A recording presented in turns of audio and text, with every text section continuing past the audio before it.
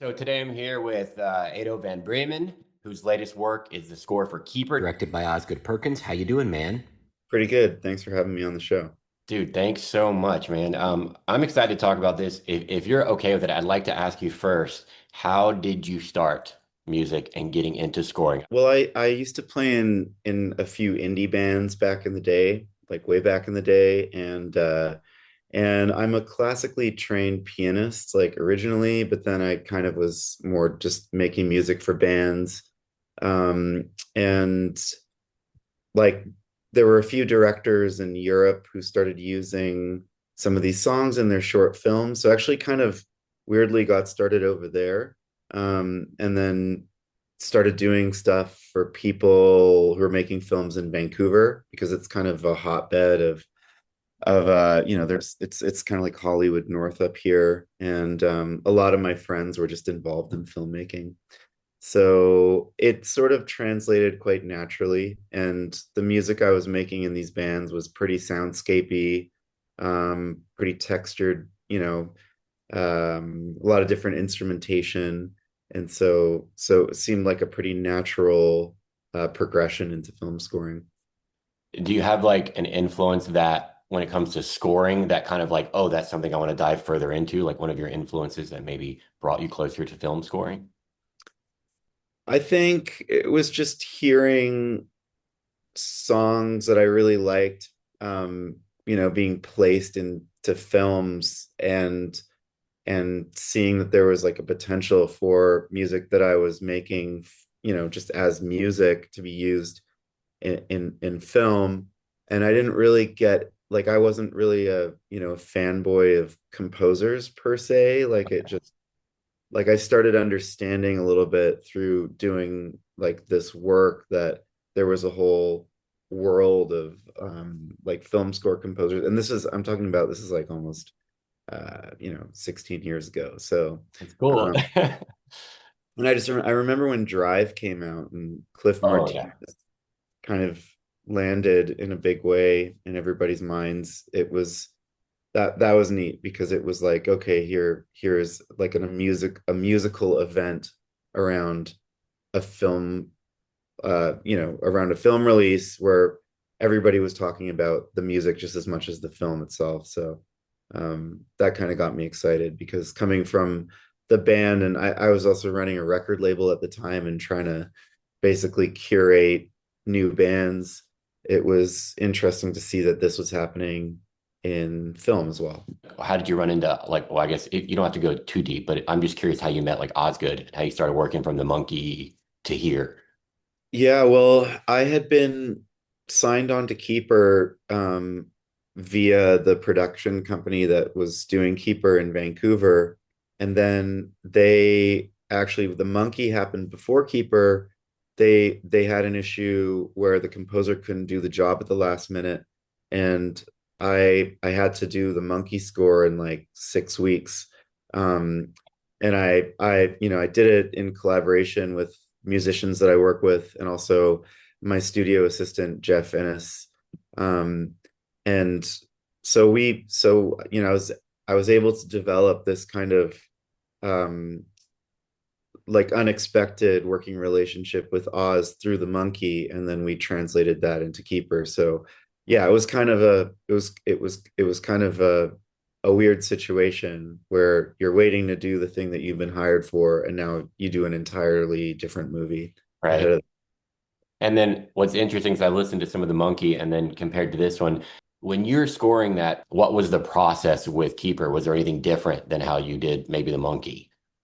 I mean, I think the biggest difference was that with Keeper, I I had a lot more, there was a lot more of like a blank slate to just create a concept for the score from scratch. Whereas with the monkey, the edit was nearly in place by the time I was brought on, and all of the music had sort of been temped. So a lot of what you do, in a job of being a film score composer is you're kind of using temp as a guide, and depending on the scale of the movie and the number of people involved to have like oversight over kind of like the creative curation.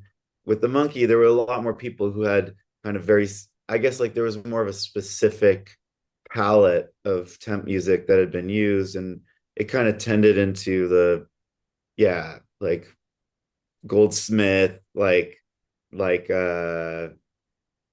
Elfman world of Right. like maybe some Tim Burton stuff, like fantasy, zany horror. And so with Keeper, it was just like it's much more of an artistic, creative film. And also there wasn't that sort of palette established. So we could go in, and Oz and I had discussions about, thematic development for the characters themselves, for the house, for the environment. And it's a one location movie, well, more or less, it's Mm. cabin in the woods type of thing. So you kind of have to differentiate like your musical realms for these, the people and the place and then the things. And so it was a lot more minimal with Keeper. Right. Which I really like though. I mean, there are moments that I still remember in the film that were pretty emotional. During the flashbacks, did you approach those differently of saying, okay, I want to score something differently because this is in a different time period than the present? Yeah, definitely. Especially with there's like, some kind of historical montage explanation Yeah. sections of the film. And it felt like we tried a bunch of things out, and then kind of moving to more of like a folklore classical guitar, like almost kind of like an old English, or like something that felt a little bit like timeless, Right. and it's almost like cinema from the 70s, really like ended up working there. So yeah, we wanted to differentiate those scenes. And then the piano stuff, and it might not even be piano that I was hearing. I don't remember exactly, but I remember there's a part in the scene where she cries because he's leaving, thinking he's going to go cheat on her. Oh yeah.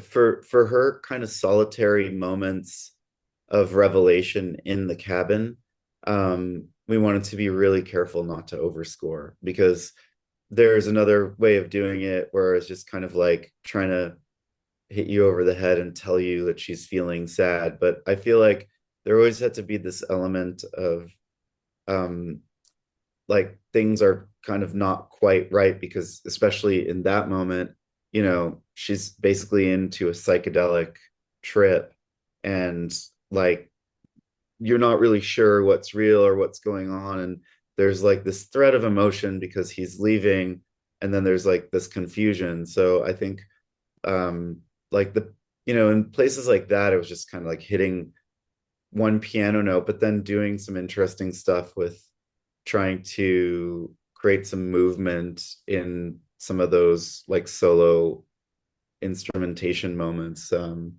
yeah, I'd like hit like a low D on the piano, and then maybe like a low A, but then I'd reverse the A and kind of paste it together with the D, and it'd be like played at the very bottom of the piano. Yeah. So you're doing this kind of thing that feels like a swell, but it's actually there's no effects on that. It's just a bit of like chopping and pasting. And then which that kind of loops into my next question. So did you have a lot of musicians or are you like actually playing a lot of that yourself?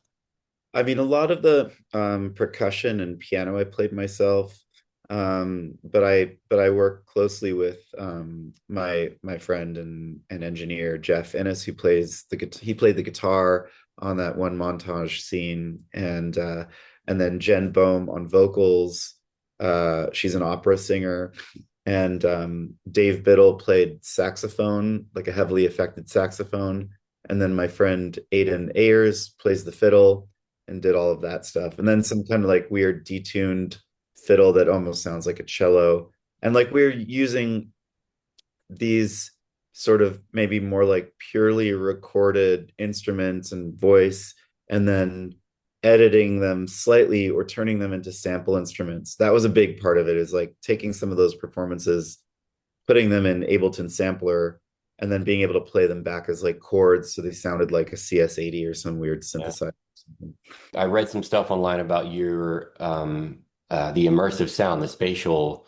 sound stuff. Did you think that any of that experience of what you did and what your experiences before with the spatial immersive stuff and the somatic therapy kind of go into this at all?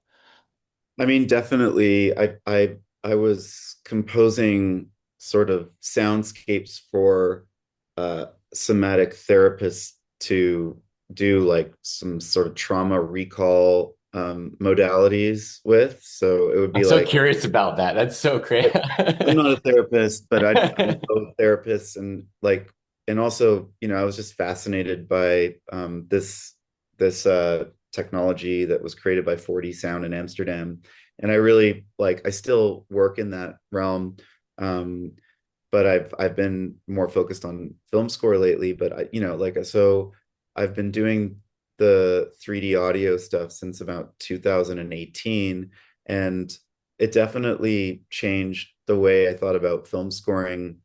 And I think I got into 3D audio because I've spent so many hours in like film mixes and Atmos mixes, and I thought, Right. okay, like how far can this go? So coming the other way, it's like you learn you I think like you also learn that less is more with spatial audio, and it's like it's about choosing the right sound in the right moment and being very affectatious with it. So I think for horror especially, where you're trying to like engineer a creep constantly, like ratchet tension, but in a very like organic way. um you can, and this is also where like working with the mixer Eugenio Battaglia makes a lot of sense, because like we're constantly going back and forth. I'm going to give him a sound and sort of ask him to render it in a spatial way that maybe somebody who might not have had so much spatial sound composing experience would want to be intentional about. Yeah, like knowing the potential of spatial sound mixing from 4D sound helps me place sounds in an environment in a movie theater and like be able to advise on that. I'm very curious. So when you said that you had more freedom, kind of, well, freedom with Keeper to kind of like experiment more, is that okay? I don't know what instrument I'm going to use right now. I'm going to watch this scene and I'm just going to start trying stuff.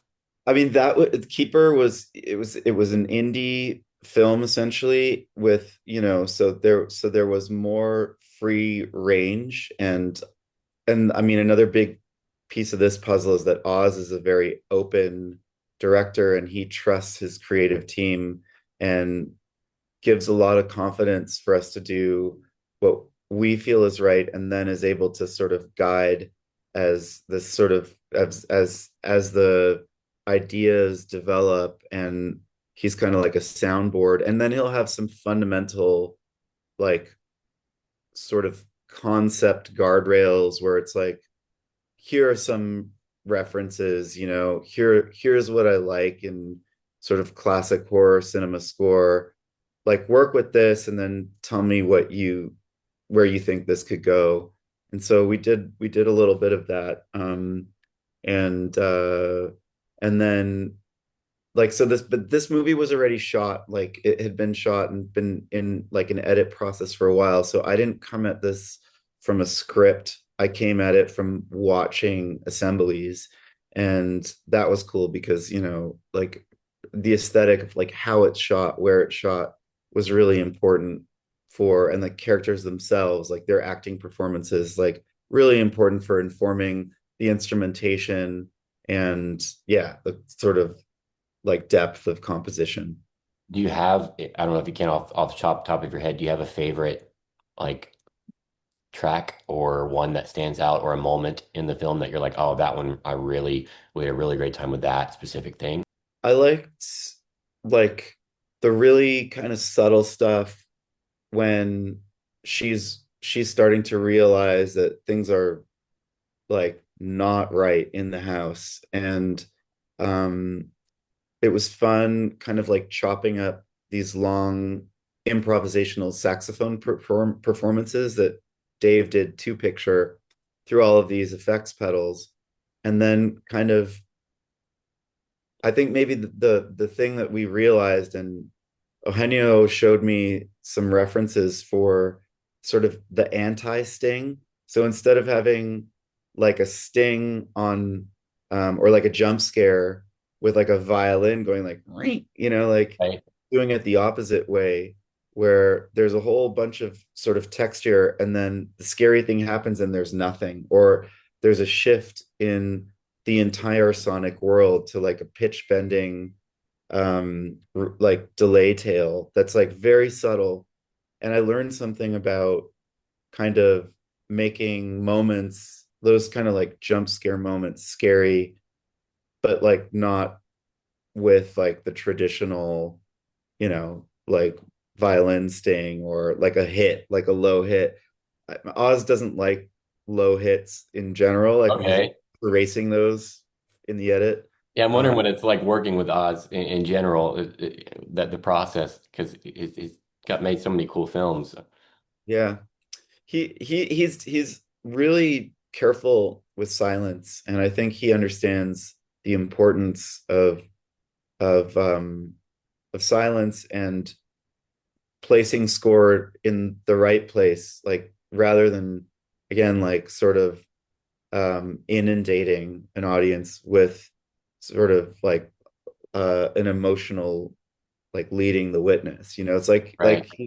he's trying to get you to react in your own way to what's going on screen and your relationship with the characters without saying too much with the music, but where the music comes in, it means something.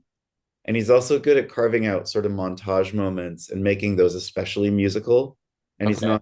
he's not afraid to let those moments be extra musical, which I like because some directors are afraid of those moments, but it's almost like in a Tarantino way or something, where like a Lynchian way, where it's like this is gonna be a musical moment, and we're gonna be super extroverted about that.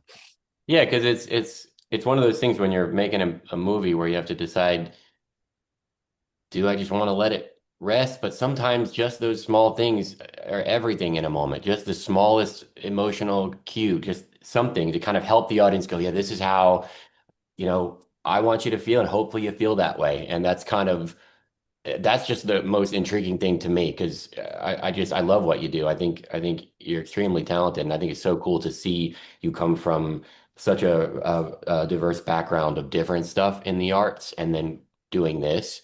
Is there side note? Is there like a genre or a type of film that you are hoping to kind of continue this trajectory on to doing? Is there like I'd really love to do something futuristic? Yeah, I mean, I think sci-fi is is a genre that I'd like to do. I'd like to work more in.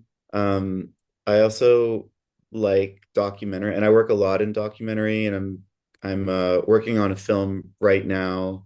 It's a documentary about people who are in the sort of cryogenic freezing world of like preparing to be frozen, to be woken up in the deep future.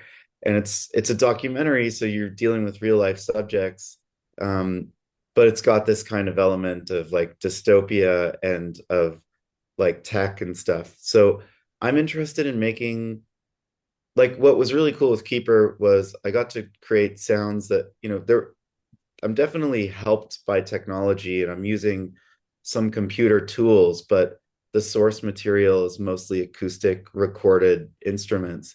I like this kind of thing of making something sound like weird sci-fi, futuristic or creepy, but like through the recording real performances. And I think, like Johan Johansson is a big inspiration for me there, like what he did on Arrival and then his own film, which I just finally watched.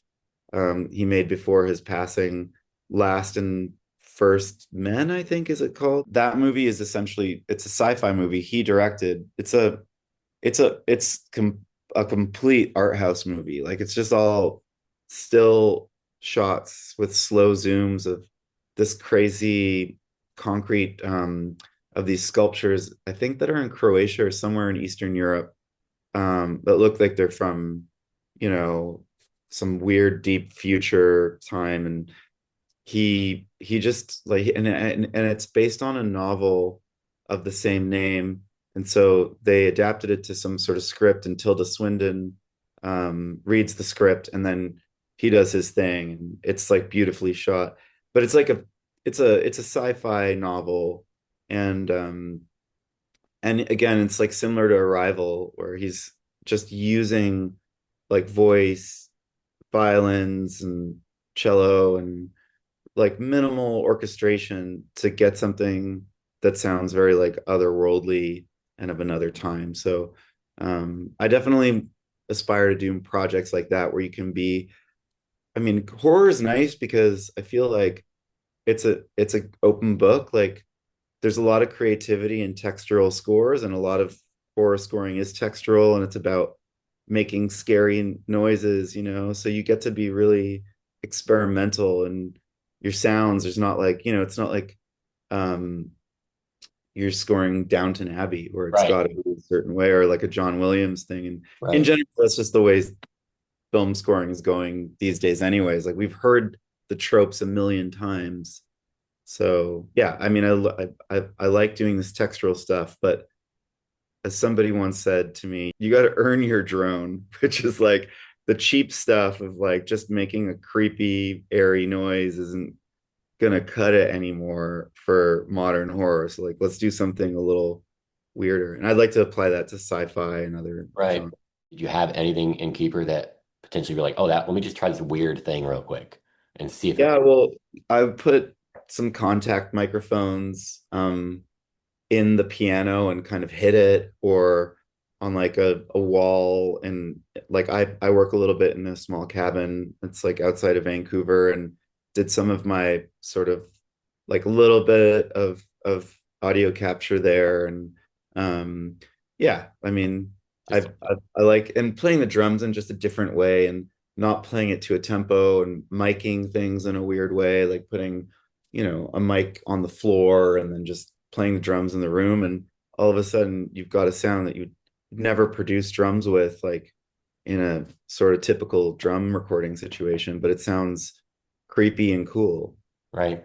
Is there any advice that composers like yourself have towards, people getting started?